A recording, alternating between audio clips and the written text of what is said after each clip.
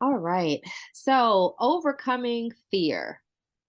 I had this topic is on my mind constantly. I am an anxious person and I make a concerted effort to um work on trusting God, relying on God, fully surrendering situations to God. And I will tell you, it is a daily journey for me. So I wanted to talk a bit about fear, anxiousness, anxiety, which is sort of the fraternal twin of fear. Not the same, but very similar to it. And as I was thinking about this, thinking about the title, Overcoming Fear, and as I was trying to figure out the best ways to do that from a spiritual perspective, I thought, you know what? The best way to overcome fear is with fear. So I'd like to talk today about overcoming fear with fear. And the scripture that I'd like to share, there are three. The first one is Proverbs 9, 10, and 11. For the fear of the Lord is the beginning of wisdom, and knowledge of the Holy One is understanding. For through wisdom, your days will be many, and years will be added to your life. Proverbs 9, 10, and 11. The fear of the Lord is the beginning of wisdom. So, what is fear? We've all experienced fear at some point in our lives, and it's an unpleasant, often strong emotion caused by anticipation or awareness of danger, some sort of reason for alarm. And it can be an instance of this emotion that we experience, or it can be a state really marked by this emotion. It can last a few moments, or it can last for much longer than that. And as I thought about fear and the times that I felt fearful in my life, and in doing research about fear, I came to learn that fear is not necessarily a bad thing. As a matter of fact, some argue that fear is the oldest and strongest emotion of humankind. And I don't know if that's true, but I do know that it is a biological response to danger. And it's a response that it's helpful because it prompts us to act, right? And it protects us from harm. However, as we also know, sometimes that fear turns into anxiety. Sometimes that fear, uh, perceived fear, happens when there isn't necessarily in reality a danger there. And sometimes that fear and anxiety turns into what is an intense and excessive and persistent worry about situations. And it can even be about everyday situations. And at that point it turns into something that can become a mental health issue, or is a mental health issue. And again, I have dealt with anxiety throughout my life, so I've experienced it in almost all of these forms.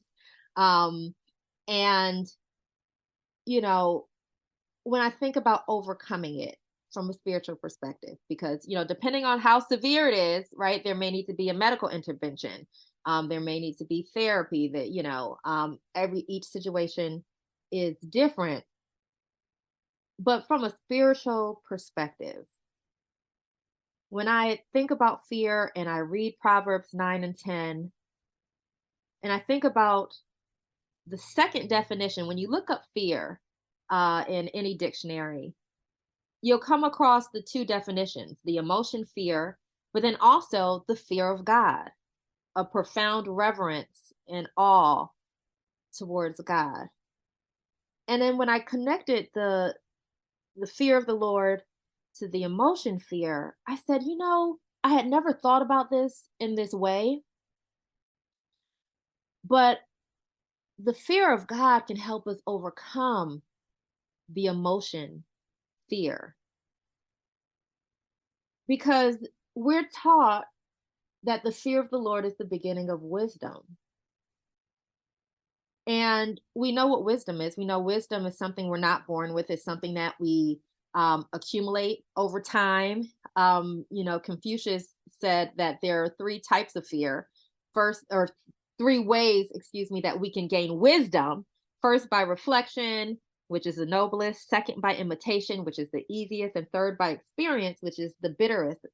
And many times, experience is the way we learn wisdom. But when we think about why we fear God, we have to think about those qualities that he possesses, right? Because we don't fear, we don't reverence, we don't become in awe of something or someone without there being qualities that attract us to that thing or that person. So I'd like us to think about what it is about God that makes us revere him and reverence him. And as we're thinking about it, if we could just take 30 seconds to think about it, and I'd love to hear some of the things that come to mind, because there is a connection. It seems as though when we experience the emotion fear or we experience anxiety, we forget, even if briefly, that God is the God that is in control of all things. God, the God that we serve, has all these qualities that makes him who he is, that makes us in awe of him, that could really serve as a great reminder in our times of fear and our times of anxiety of how good he is to us, and how no matter what we face, no matter what situation we come up against, that same God that we love, that we reverence, that we are in awe of, will show up in whatever that situation is. So what are some things, what are some qualities that God possesses that cause us to fear him? Forgiveness, Mm, second chances. amen. Fear of maybe not getting what we want or think we want. Mm, hmm.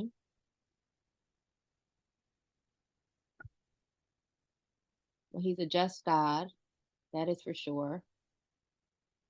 Loving for me, loving and the unconditional love, really, and just the capacity to be that way and love us in the purest form, the purest way possible, is one of the things that make me in awe towards God.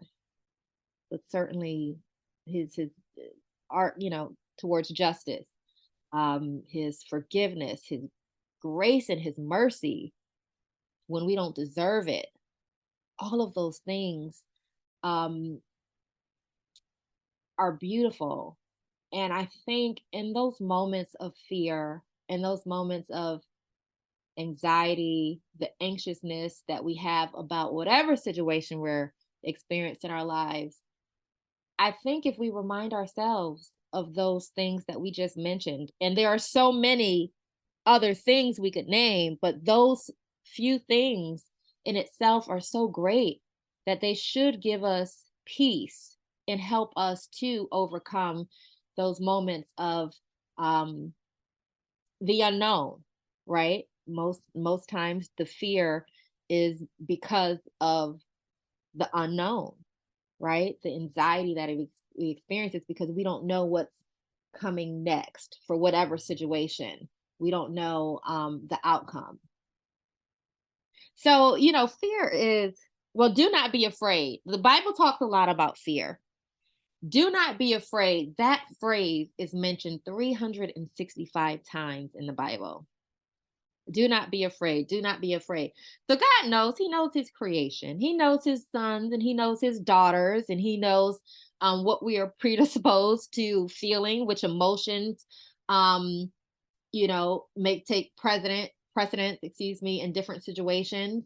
And because of that, we know the Bible was written by humans, but inspired by God. I think that it was very intentional that those reassurances were put in the Bible 365 times.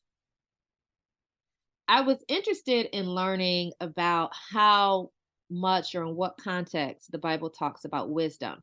I've read the Bible, front to back, several times, and every time I read, I learn something new about God. I interpret the passage in a different way every single time. And I wanted to learn more about wisdom. And we know wisdom is the ability to contemplate and to act productively using knowledge, experience, understanding, common sense, and insight.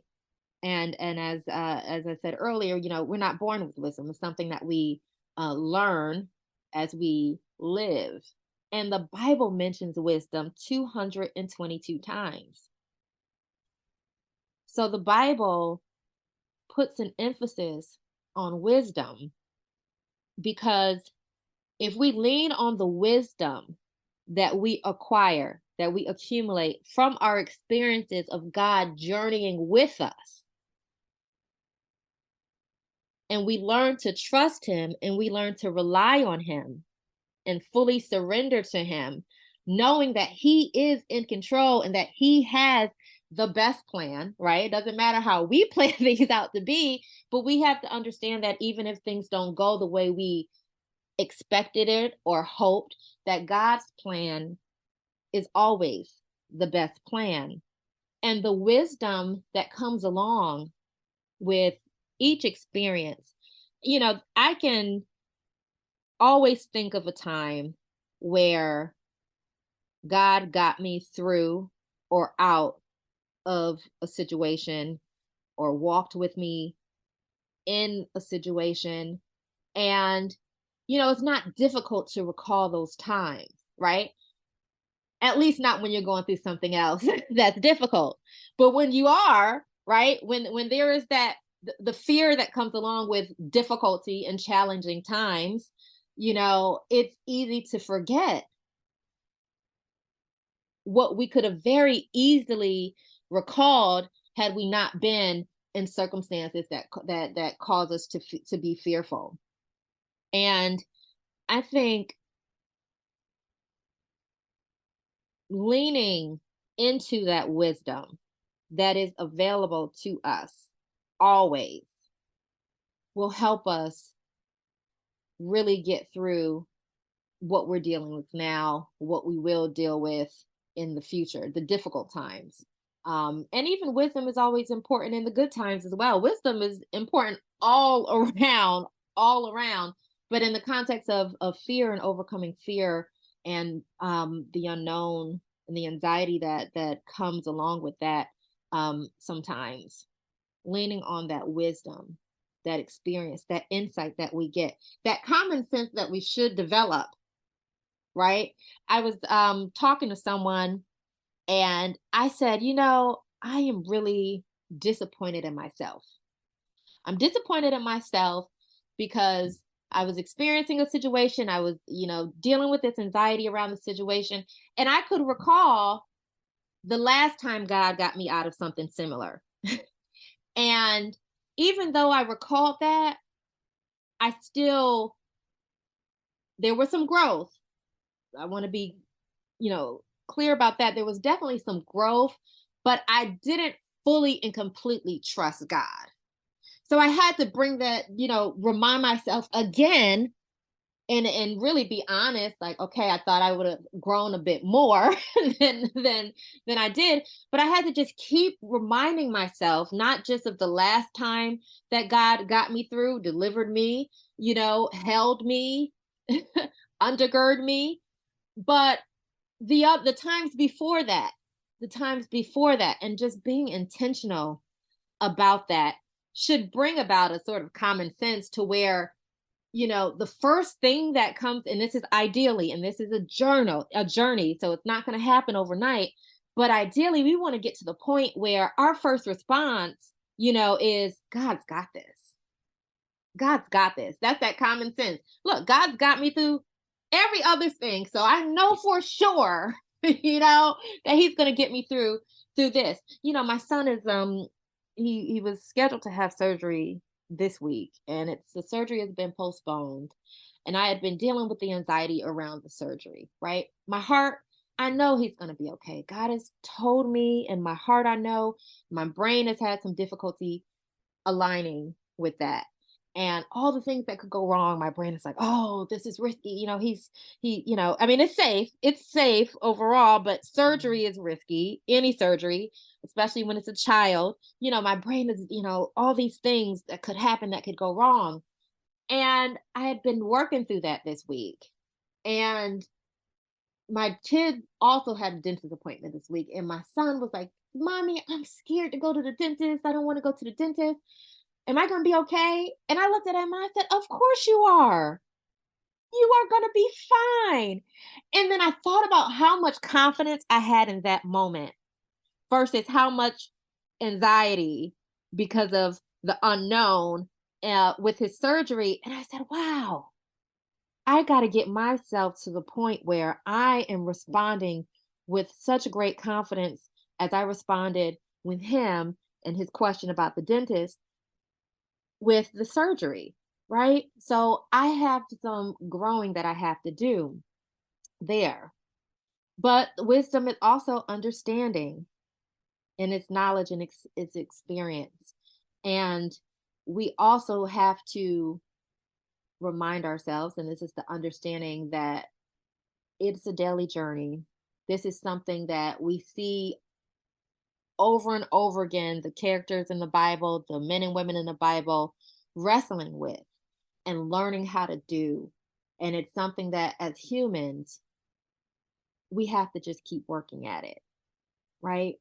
But knowing that God gives us his wisdom is so encouraging. James 1:5, it says, If any of you lacks wisdom, you should ask God, who gives generally to all without finding fault, and it will be given to you. But when you ask, you must believe and not doubt, because the one who doubts is like a wave of the sea, blown and tossed in the wind. That person should not expect to receive anything from the Lord. Such a person is double minded and unstable in all they do. So he'll give us that wisdom, right? He'll give us the understanding, the common sense, the insight, the knowledge, and the experiences, which is it's how we gain the wisdom. And we can apply that wisdom to all situations, the situations where we are feeling the most fearful about, the situations that are bringing on the anxiety in our lives, the knowledge of God and who he is and how he's always been and how he's interacted with us in the past. And we can rely on that to help us move forward with courage and strength. And that is a beautiful thing. 1 Timothy 1:7 tells us that for God has not given us a spirit of fear, but of power and of love and of a sound mind. So, with that, I just wanted to open it up to conversation. I'm going to pause this recording here.